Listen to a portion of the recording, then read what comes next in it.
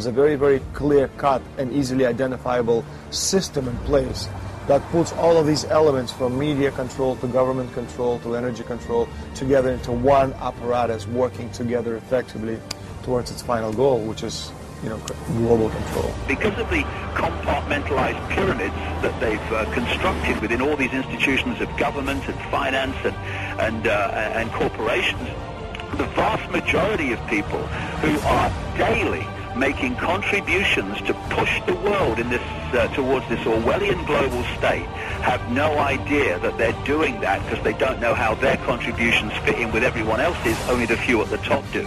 Most people don't have a clue that unelected private bankers actually control the governments of the world. There is this cozy little myth that is perpetuated between politicians and the media. The media report the world as if presidents and prime ministers are the final arbiters and decision makers in the world, which means that the people above the level of presidents and prime ministers that really make the decisions, they're never looked at or exposed by the mainstream media because they're not accepted to exist. The central bankers of the world are working together to create a one-world government. A global police state as sinister as anything George Orwell ever wrote about, where every person on the planet Earth will have an RFID chip implanted. It is the first implantable microchip for humans that has multiple security, financial, and healthcare applications. More than 100 law enforcement officials in Mexico are having microchips implanted in their arms. The chips allow a person to be scanned, sort of like a cereal box at the supermarket. Just like the microchips implanted in the necks of dogs and cats, allowing lost pets to be identified, this glass capsule can do the same for humans. A chip in everybody would be the universal monetary system par excellence, because there'd be no escape from it, and you'd be totally under the control of those who issue the electronic impulses in that chip. The problem throughout human society is that the good men and women do nothing. They don't want power. They don't want control. They want to lead a leisurely life. They want to spend time with their family. They want to lead simple lives.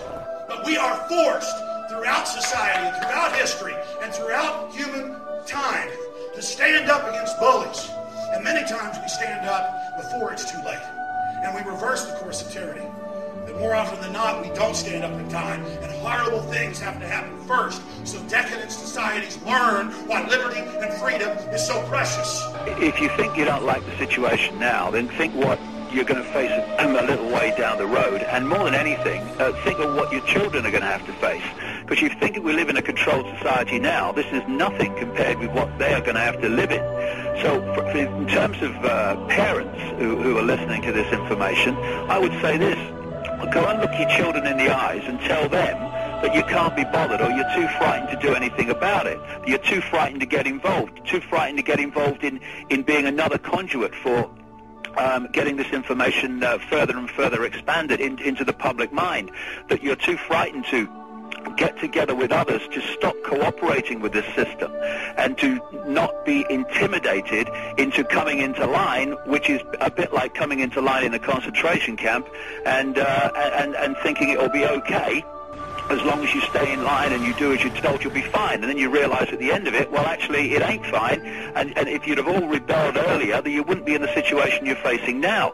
The point of mathematics alone ought to let us see where the real power is here. There are billions of people, 6 billion, nearly getting on to 7 billion on this planet, who are being manipulated.